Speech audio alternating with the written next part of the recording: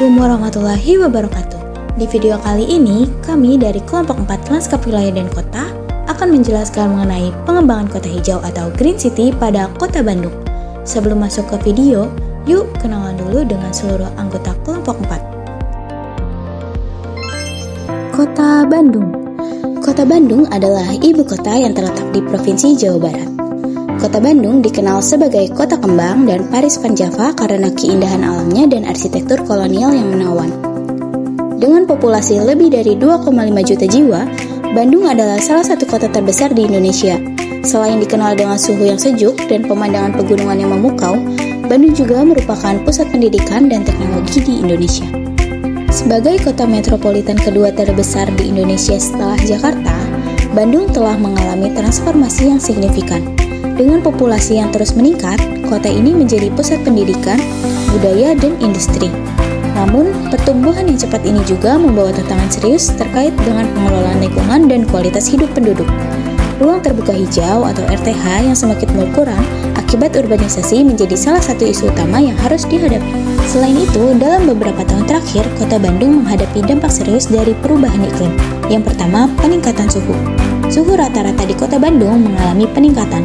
Data menunjukkan bahwa suhu rata-rata meningkat dari 23,6 derajat Celcius pada tahun 2020 menjadi 24,1 derajat Celcius pada tahun 2022.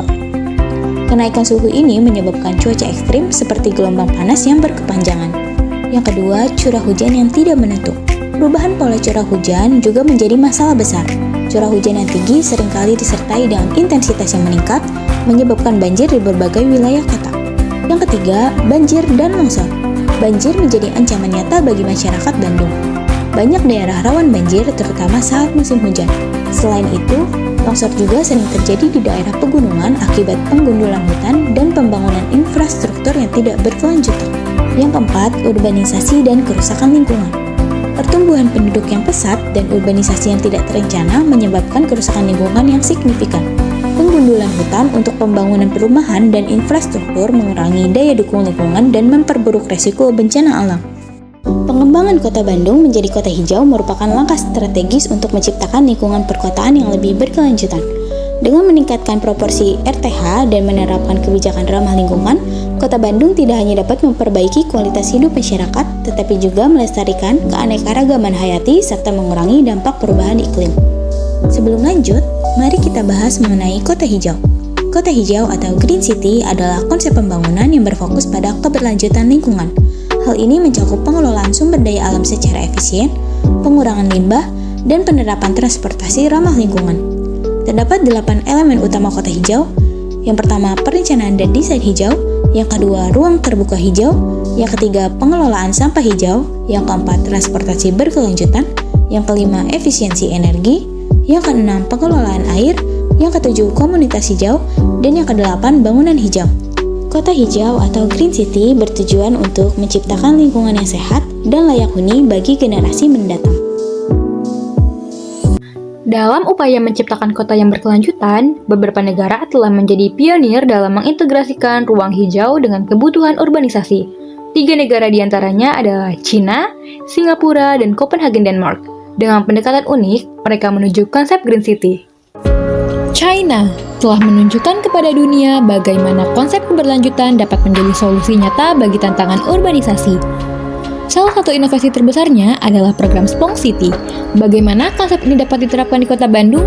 Program Spong City dirancang untuk mengatasi masalah banjir sekaligus meningkatkan kualitas lingkungan dengan mengintegrasikan ruang hijau seperti taman, kolam retensi, dan jalur air alami.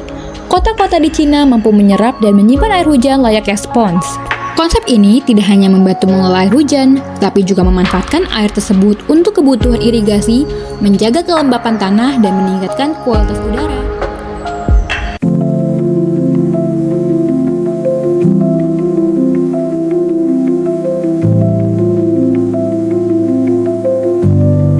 Singapura, sebuah negara kecil dengan keterbatasan lahan, berhasil menjadi contoh dunia dalam mengintegrasikan ruang hijau dengan urbanisasi.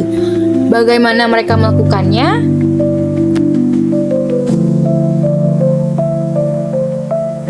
Dengan Dengan konsep seperti taman vertikal, taman atap, dan taman kota seperti Garden by the Bay, Singapura menciptakan ekosistem hijau yang menyatu dengan pembangunan perkotaan. Salah satu kunci keberhasilannya adalah kebijakan Green Mark. Kebijakan ini mewajibkan bangunan baru untuk menyertakan elemen penghijauan seperti dinding hidup dan atap hijau, guna meningkatkan kualitas udara dan mengurangi efek urban heat island. Tak hanya itu, Singapura juga unggul dalam pengelolaan air. Sistem seperti biofiltrasi di taman-taman kota dirancang untuk menangkap dan menyaring air hujan yang kemudian digunakan kembali untuk irigasi dan kebutuhan kota. Ruang hijau ini bukan hanya estetis, tetapi juga mendukung kehidupan warga dengan menyediakan tempat bersantai, berolahraga, dan terhubung dengan alam. Dari Singapura, kita belajar bahwa ruang hijau bisa menjadi solusi inovatif untuk menghadapi urbanisasi, sekaligus menjaga keberlanjutan lingkungan. Bagaimana kita akan menerapkannya di Kota Bandung?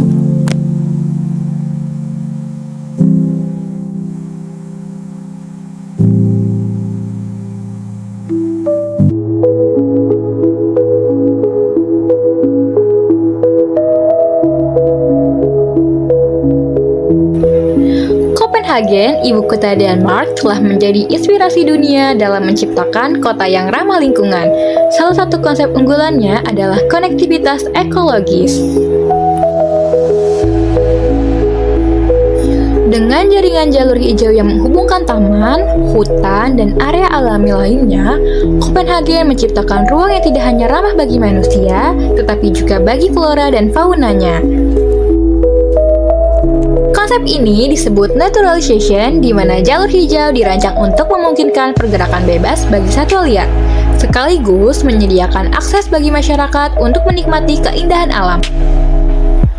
Jalur hijau ini tidak hanya menjadi penghubung habitat alami, tetapi juga berfungsi sebagai ruang rekreasi, area olahraga, dan tempat belajar bagi warga. Lalu, bagaimana konsep ini dapat diterapkan di Bandung? Dengan potensi alam yang kaya, Bandung bisa membangun jaringan jalur hijau yang menghubungkan taman-taman kota, area hutan, dan sungai-sungai. Hal ini akan membantu menciptakan habitat bagi suatu lokal, mengurangi polusi, serta memberikan ruang bagi warga untuk berinteraksi dengan alam. Belajar dari Copenhagen, Bandung dapat menciptakan konektivitas ekologis untuk masa depan kota yang lebih hijau, berkelanjutan, dan harmonis.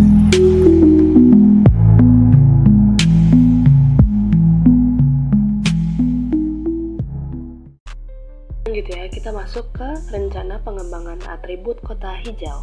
Yang pertama yaitu ada Green Planning and Design, yaitu penerapan zoning smart city, lalu desain mixed use dengan jalur hijau, yaitu dengan menerapkan desain tata ruang berbasis jalur hijau yang menghubungkan daerah pemukiman, kantor, dan fasilitas umum, lalu menganalisis daerah rawan genangan, lalu mengadopsi perencanaan tata kota yang mengintegrasi ruang hijau untuk resapan air, seperti taman atap dan taman vertikal.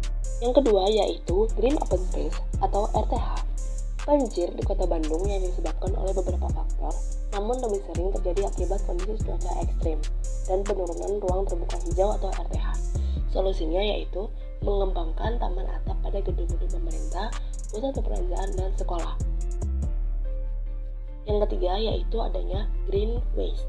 Penerapan terkait prinsip 3R pada kota Bandung dapat dilakukan dengan cara meningkatkan infrastruktur untuk mendukung daur ulang seperti vending machine sampah. Yang keempat, Green Transformation, yaitu menggantikan atau menggunakan material jalan dengan bahan yang dapat menyerap air hujan, misal aspal pori-pori. Yang kedua, menanam vegetasi pada jalur tengah atau median jalan atau pembatas jalan di sepanjang rute transportasi utama. Yang kelima yaitu Green Water, yaitu konsep Water Sensitive Urban Design atau WSUD, diterapkan untuk mengelola limpasan air hujan dengan memanfaatkan infrastruktur hijau.